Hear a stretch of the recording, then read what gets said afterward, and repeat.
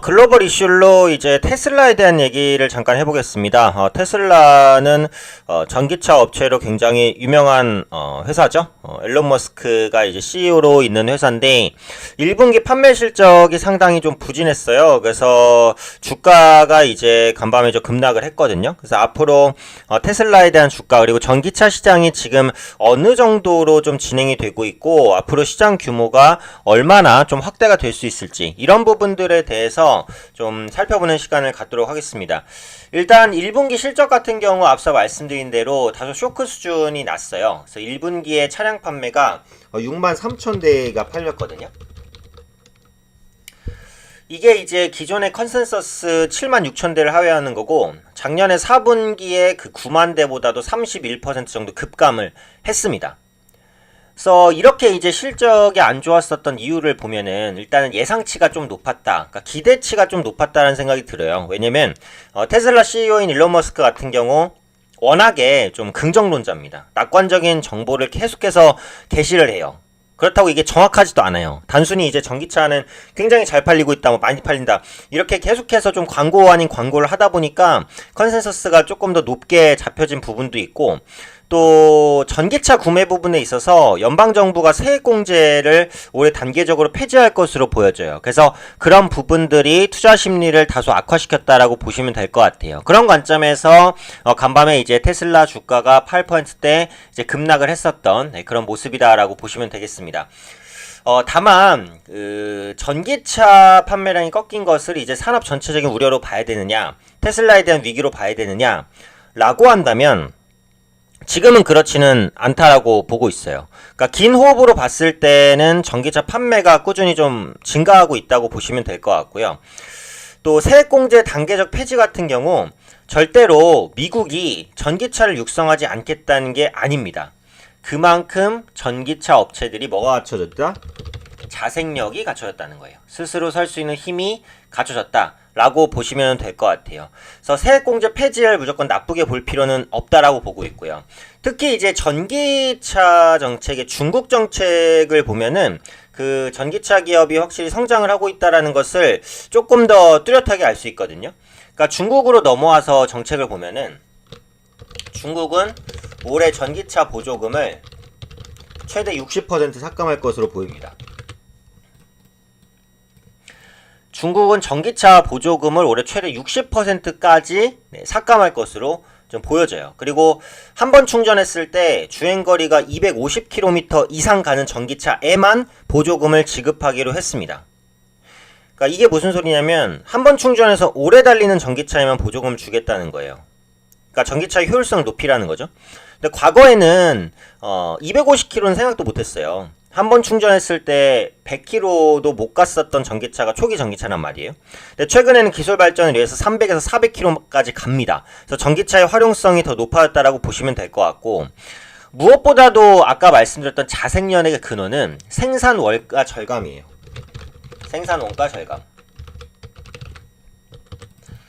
전기차 생산의 가장 큰 원가 비중을 차지한 게 배터리입니다. 전기차 전체 생산 원가의 반 정도를 차지를 하고 있어요. 그런데 중국의 전기차 업체 기준으로 볼 때 배터리 생산 비용이 최근 3년 동안 매년 20%씩 하락합니다. 그렇게 되면 원가 절감 효과가 어때요? 엄청 크겠죠. 전기차 업체들이 가격 경쟁력을 갖추기 시작했다라는 거예요. 뭐 없이도? 보조금 없이도. 그러니까 지금 미국과 중국의 정책을 전체적으로 보면은 어때요? 전기차 기업의 자생력을 강화하고자 유도를 하고 있는 거예요. 실제로 이제 글로벌 전기차 업체들은 지원이 그렇게 많이 필요하지 않을 만큼 큰 폭의 성장을 보였습니다. 그래서 지금 그 전기차 시장 같은 경우 작년에 시장 규모가 200만 대였어요. 작년에 200만 대. 세계 시장 규모가요. 근데 지금 2025년까지 1100만 대 수준까지 성장할 것으로 전망이 됩니다. 그러면 연평균 30%의 고성장을 최소 5년에서 6년 정도는 이어갈 것으로 보여지고 있고 그동안 부진했던 게 이제 전기차 충전소 인프라인데 전기차 충전소 인프라 구축도 예전보다는 상당 부분 진행이 됐어요. 그래서 아마 테슬라의 1분기 판매 부진은 일시적일 가능성이 일단 있습니다. 그래서 하반기에는 전기차 판매량이 완만하게 회복될 수 있거든요. 그래서 테슬라의 주가도 현재 위치에서는 좀 반등할 수 있지 않을까라는 판단이에요. 그래서 국내 업체들로 보면은 어떤 종목군들이 있습니까? 대표적으로 삼성 SDI가 있고요. 그죠? 그 다음에 LG화학, 세계적인 업체들입니다. 다. 요즘에 치고 올라오고 있는 기업이 분리막 부분의 SK이노베이션, 이런 종목군들이에요. 근데 지금 보시면 삼성 SDI, LG화학, SK이노베이션 주가가 전체적으로 높지 않아요. 바닥권에서 이제 올라올 수 있는 부분이기 때문에 이런 종목군들을 일단 주목을 해보셔야 될 것 같고, 특히 SK이노베이션 같은 경우에는 그 전기차 관련주기도 하지만 정유주이기도 하단 말이에요. 근데 국제유가가 상승하고 있기 때문에 재고차익 부분에선 분명히 마진을 낼 수 있어요. 여기에 2차 전지, 분리막 사업 부분의 성과도 본격화된다면 지금 위치에서는 충분히 저가 매수가 들어올 수 있을 거라고 생각을 하고, LG화학 같은 경우에는 전기차 업체이면서 화학주예요. 그렇죠? 근데 최근에 보시면 화학주도 분위기가 좀 살아나기는 합니다. 왜? 중국의 경기가 개선이 되고 있습니다. PMI 지표 잘 나왔죠? 중국 경기 부양책, 세금 감면 정책 아주 적극적으로 쓰고 있어요. 그래서 이런 부분들이 조금 더 가시화가 될 거라고 보여지기 때문에 화학업체의 전망도 괜찮아요. 그러면은 지금 말씀드렸던 종목군들 중에서 SK이노베이션은 유가 상승에 대한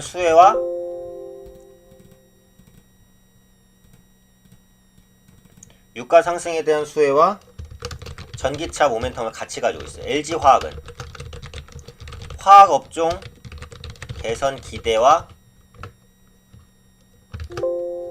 전기차 모멘텀을 같이 가지고 있어요. 저는 항상 이제 주식을 할 때 플러스 알파를 좋아합니다.